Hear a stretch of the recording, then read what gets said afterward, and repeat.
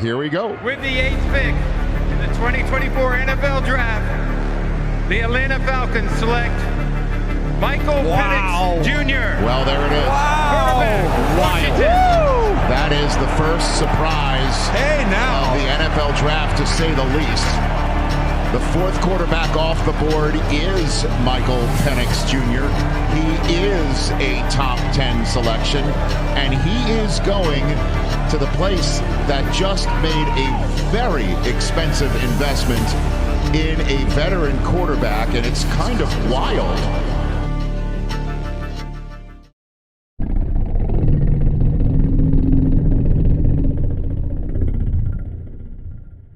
Good people, this is the Con Collector, and I'm a Falcons fan.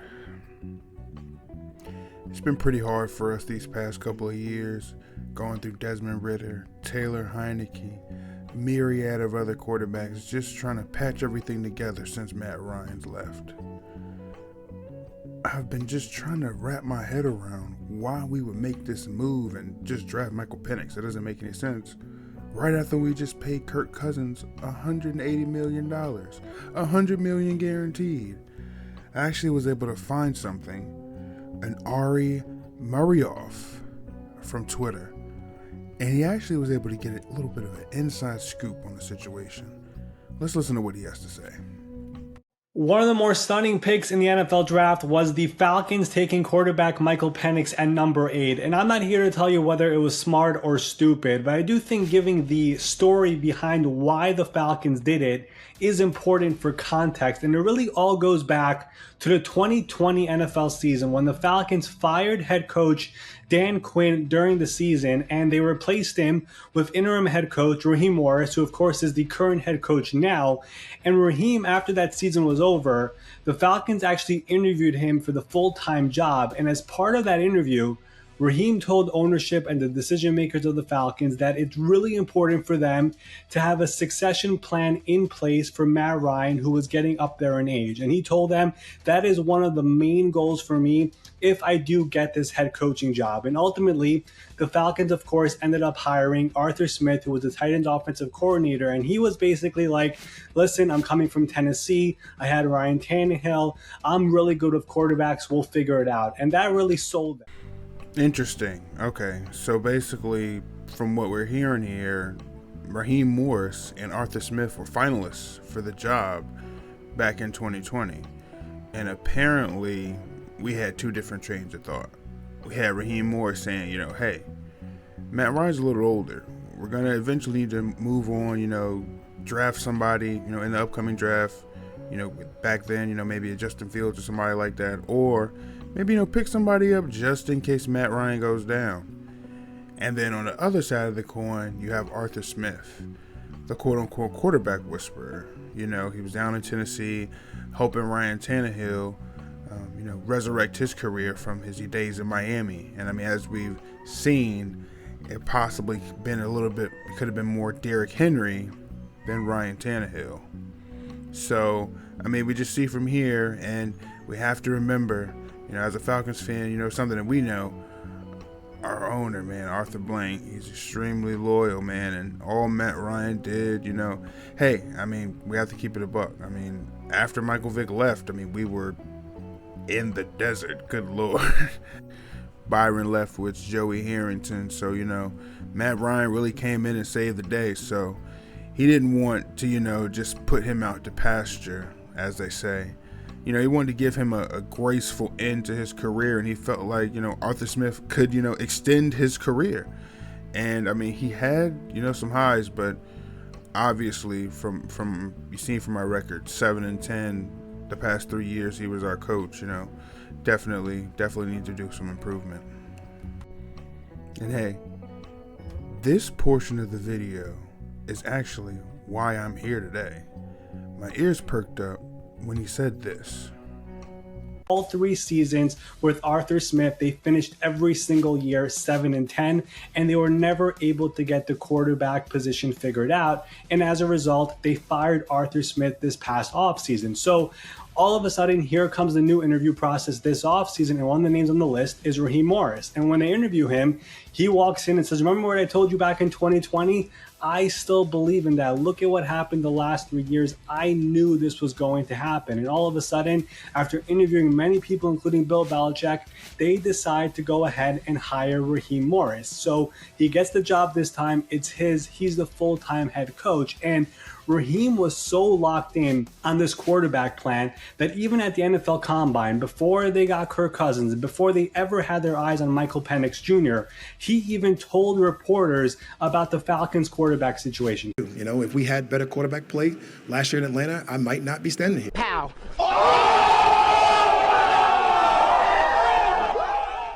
Okay. So, shots fired, I guess. Yeah.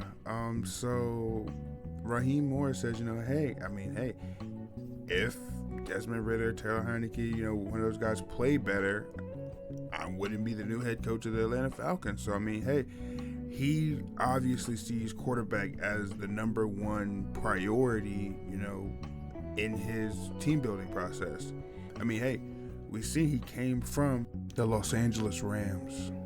He's seen, with Jared Goff, we can get to the Super Bowl, but we got to get over that hump. We need a Matthew Stafford. We need, an elite guy. So, at this point, what if you're saying, we have that Jared Goff, we have that bridge quarterback in Kirk Cousins. At the same time, we have our Matthew Stafford and Michael Penix. Apparently, from the draft workouts, we had a private workout. The Falcons had a private workout with Penix. They were saying, he has, his arm reminds him of Matthew Stafford. So maybe he's seeing, we'll have the bridge. He's a rookie. So, he's going to need some time to develop, our system. So, he's seen those growing pains with Jared Goff, but there was no bridge. There was no time for him to sit down. He was just baptized in the fire, and we seen how that turned out. It kind of shook him. It took for Sean McVay to come there and say, hey, I believe in you. You can do this, in order for him to, step his game up and, turn into a Pro Bowl player. Unfortunately, he didn't win the Super Bowl, but he took them deep into the playoffs and took them toe to toe with Tom Brady. So, at that point, in the NFL, that's all you can pretty much ask for. So, yeah, let's keep going. So he was already locked in about all of this. He wanted to get quarterbacks who are capable in the building so they could have sustained success. And of course, they went out, they spent big money on 36-year-old Kirk Cousins, who's coming off a torn Achilles. And he basically told the front office, everyone in the building, Kirk Cousins right now is basically what Matt Ryan was in 2020 when I was here. He's going to be a good quarterback for us, but he's not going to be here forever. So we have the number 8 overall pick. This is a deep quarterback draft. Let's look through all the quarterbacks in this draft. And if we fall in love with one of the guys, we're going to have to strongly consider that. And of course, they go through the entire process. They have private workouts, they have meetings, they have dinners, they have everything. And the guy they fell in love with was Michael Penix of Washington. And that's what they did at number 8 overall. He's going to sit. He's going to be the future franchise quarterback whenever Kirk Cousins is done. And from there, the goal for Raheem Morris is once Kirk is done, we're not going to have to go through Marcus Mariota and Desmond Ridder and Taylor Heineke. Atlanta will already have Michael Penix ready to go for the next 10 plus years. So there you have it. Pretty much it's said right there. They see Kirk Cousins as 2020 Matt Ryan. I think obviously, coming off the injury, we're still not 100% sure how he's going to play. And again, as a Falcons fan, I'm asking, why are you paying him $180 million and we're not sure he's going to play?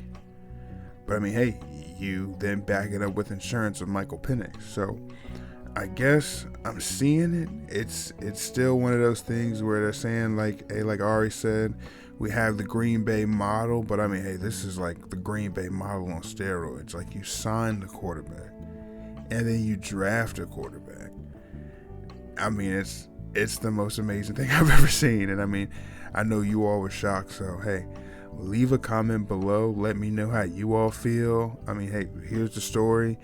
I I feel like I have a little bit more peace of mind. It's crazy, like as a football fan, stuff like this drives you insane, but I have more of a peace of mind knowing what happened and the thought process behind it, because at first it made obviously, no sense. We need a defensive end, we need a wide receiver. We could have chose Rome Odunze to help out Kirk Cousins, but I mean, hey, if Kirk Cousins goes down, like they said, we be right back to Heineke, right back to Mariota, right back to that free agency wheel again. So, hey, why not get ahead of it and have your quarterback for the next 10 years? So, another thing that we have to recognize is think about the ownership and think about Arthur Blank.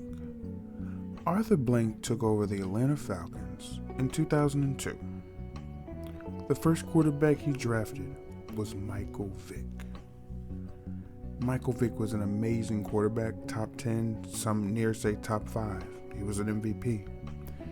And then he got into his legal troubles and he was gone. The next year, we didn't have a quarterback. Again, the Matt, Joey Harrington, Byron Leftwich caliber players, and we end up getting the number 3 overall pick. We then draft Matt Ryan. We have Matt Ryan, who then plays for us for 13 years and has above average to excellent QB play, another MVP. So once Matt Ryan's on the decline, ownership has never not had a great quarterback. So that's why we try to go get Watson. And this is why we now have Kirk Cousins. So we then try to, like I said, go forward in the future and get the next great quarterback with Michael Penix. We're going to see. This is the crazy, one of the craziest experiments I've ever seen. And I mean, hey, if it works, as an Atlanta Falcons fan, I'd be ecstatic. If it doesn't, it's probably the dumbest move in NFL history. Only time will tell. Thank you for coming to my TED Talk on the current Falcons QB situation. If you're new here, please like and subscribe to the channel. Like I said, comment below. Let me know what you think of the quarterback situation in Atlanta and the draft overall. Who's your team and who did you pick up that you liked, you didn't like? Let me know. Maybe I'll make a video on them next. You all have a good day. Peace.